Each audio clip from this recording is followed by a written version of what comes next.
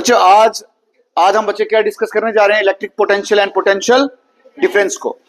Electric potential and potential difference को। Electric potential की definition क्या कह रही है? Electric potential is defined as a work done per unit charge.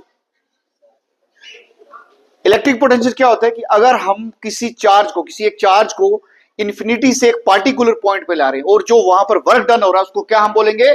Electric potential. अब इलेक्ट्रिक पोटेंशियल को हम V से डेजिग्नेट करते हैं और इलेक्ट्रिक पोटेंशियल का फार्मूला क्या है? Work done upon charge. अब हमने फार्मूला है तो इससे हमने ऐसा यूनिट निकाली है। वर्क डन का ऐसा यूनिट क्या है? जूल। और चार्ज कैसे यूनिट क्या है? कूलम। तो ये हमारे पास ऐसा यूनिट क्या बन गया? जूल पर कूलम। जूल पर कूलम। लेकिन हमने एक साइंटिस्ट ने इलेक्ट्रिक पोटेंशियल पे या चार्ज पे बहुत काम किया, उसको रिस्पेक्ट देने के लिए हमने ऐसा यूनिट ऑफ इलेक्ट्रिक पोटेंशियल क्या रख दिया? वोल्ट। क्या रख दिया भाई? वोल्ट रख दिया। ऐसा unit of electric potential is joule पर कूलम और वोल्ट। भाई सभी ऊंचा बोलेंगे, जूल पर कूलम और वोल्ट। अब एक क्वेश्चन आता है हमारे पास कई बार बुक के अंदर, व्हाट इज 1 वोल्ट? 1 वोल्ट क्या होता है? अगर आपको 1 वोल्ट समझ में आ गया तो समटाइम एग्जाम में बहुत सारे न्यूमेरिकल्स, बहुत सारे क्वेश्चंस आ जाते हैं। 20 वोल्ट का मतलब क्या है? 220 वोल्ट का मतलब क्या है? 1 volt, what is 1 volt? 1 joule of work is done to move 1 coulomb of charge from 1 point to another. अगर हम किसी चार्ज को एक पॉइंट से दूसरे पॉइंट पे ला रहे हैं, अगर हम 1 कूलम चार्ज को एक पॉइंट से दूसरे पॉइंट पे ला रहे हैं तो वहां पर कितना जूल का वर्क डन हुआ? 1 जूल वर्क डन हुआ। अगर हमें क्वेश्चन आ जाता है 220 वोल्ट का मतलब क्या है, तो उसका मतलब है एक कूलम चार्ज को एक पॉइंट से दूसरे पॉइंट पे लाने के लिए 220 जूल का वर्क डन होगा। क्लियर है इतना? अब इसी इलेक्ट्रिक पोटेंशियल को हम यहां पर बैटरी से समझते हैं कि अगर हमारे पास एक बैटरी है तो आप पूछेंगे सर उस बैटरी में आप हमें समझा दीजिए कि इलेक्ट्रिक पोटेंशियल क्या होता है। देखिए हमारे पास ये एक बैटरी है और इसके पास 2 टर्मिनल्स है। आप कोई भी बैटरी लोगे, जैसे छोटी बैटरी लो, उसमें आपको ये चीज मिल जाएगी। जैसे हमारे पास रेडियो का सेल होता है, अगर आप 2 सेल्स को जोड़ोगे तो वो क्या बन जाएगा? बैटरी। एक सेल है, हम उसको बैटरी नहीं बोलेंगे। 2 सेल को जॉइंट करोगे तो क्या बन जाएगा? बैटरी।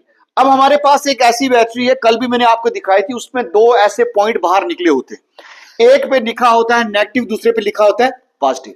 ये जो बाहर निकले होते हैं इनको हम बोलते हैं टर्मिनल्स। क्या बोलते हैं? टर्मिनल्स भी बोलेंगे, इलेक्ट्रोड्स भी बोलेंगे।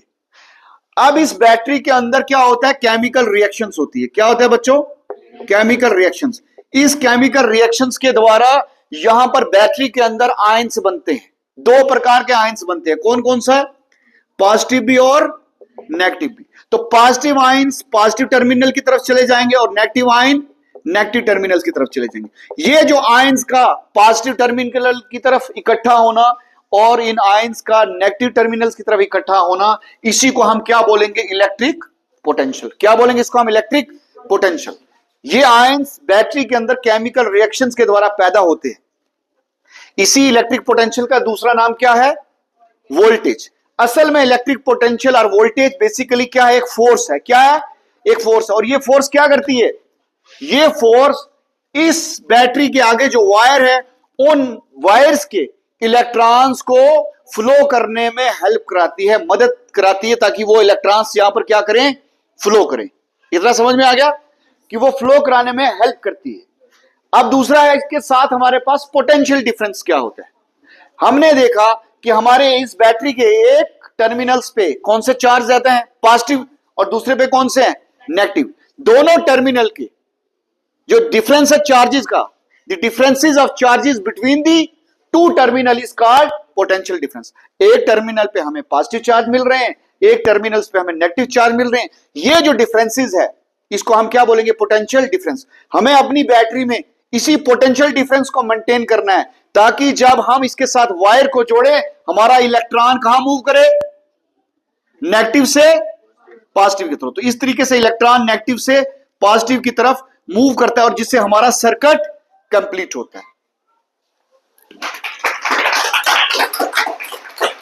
चलो भाई चलो, बस बंद कर लिया।